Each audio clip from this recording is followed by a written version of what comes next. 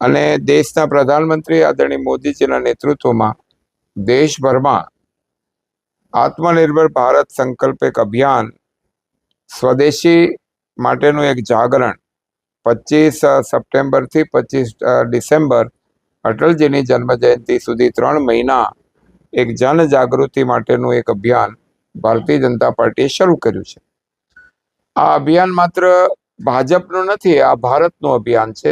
સ્વના સ્વદેશી ભારત માટેનું સ્વાભિમાન, ભારત માટેનું ગૌરવ અને ભારતીય ચીજો, ભારતીય ઉત્પાદકો એમનો આવતા દિવસોમાં દુનિયામાં વિશ્વ વ્યાપારમાં મોટો ફાળો રહે એટલા માટે પણ આ અભિયાનને વધારે વેગ આપવાની આવશ્યકતા હતી।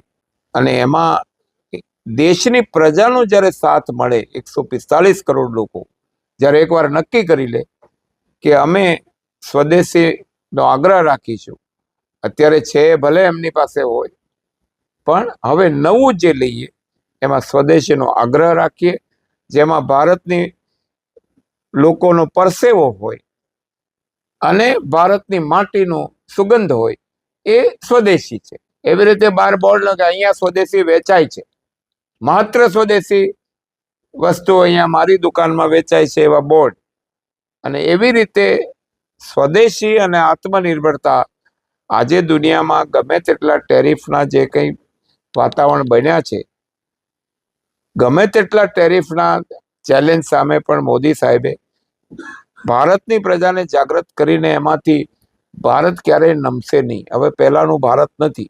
સંકલ્પ કરીએ, અમે સંકલ્પ લેવડાવીએ છીએ, સ્વદેશીનો એક સંકલ્પ લેવડાવીએ છીએ અને દરેક મિટિંગમાં લેવડાવીએ છીએ કે આ એટલું હું કરીશ, અને એના માટે આપ સૌ પણ ખૂબ પ્રચાર પ્રસાર કરો અને એનો ફાયદો દેશની પ્રજાને મળશે, ઉત્પાદકોને મળશે।